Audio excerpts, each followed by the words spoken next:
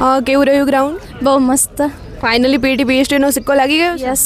કેટલી મિનિટમાં કમ્પ્લીટ થઈ? 16. 8 ને 16માં કમ્પ્લીટ થયું છે. આમની પહેલા પ્રેક્ટિસ કરેલી હતી? ફર્સ્ટ ટાઈમ જ છે. ફર્સ્ટ ટાઈમ છે, મતલબ ક્યારે પ્રેક્ટિસ જ નથી કરી? ના, એમ તો એકેડમીમાં હું હતી ને ત્યારે લગી અચ્છા. જુનાગઢ સહયોગ. એક્ઝામ પહેલી વાર આપી? હા, પહેલી વખત. ગ્રાઉન્ડ પર આવ્યા ત્યારે કેવું લાગતું હતું? થઈ જશે, ડર લાગતો હતો? બહુ જ ડર લાગતો તો, પગ ધ્રુજતા હતા.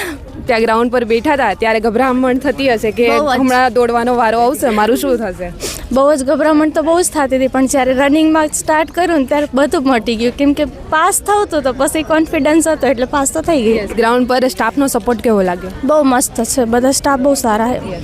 આંટી કેવું લાગે છે તમારા દીકરી ફાઇનલી ગ્રાઉન્ડ પાસ કરીને આવી ગયા છે? બહુ ફિલિંગ થાય છે અંદરથી. એના પપ્પાએ નથી એટલે એ પાસ થઈને એ મારા માટે બહુ બેસ્ટ છે એમ, અને બહુ આશા હતી એ પાસ થઈને આવે એમ.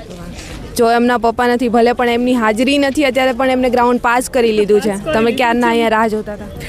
હું 4 વાગ્યાની રાહ જોઉં છું. કાલની આવી ગઈ છું ફાઇનલ. 4 વાગ્યાના રાહ જોવો? 4 વાગ્યાની આવી ગઈ છું છોકરીને લઈને. યસ. ખુશીના આંસુ છે. અને જે બી ગર્લ્સ ડરતા હોય, તમે એમને શું કહેશો? તમે તો પહેલી વાર એક્ઝામ આપી છે. ડરવાનું તો નહીં, જો કે પહેલાં તો ડર લાગશે જ તે, પણ તમે ગ્રાઉન્ડમાં એકવાર ગ્રાઉન્ડ ઉપર ઉતરી જશો એટલે બધો તમારો ડર હશે ને ગાયબ થઈ જ જશે. Yes, thank you.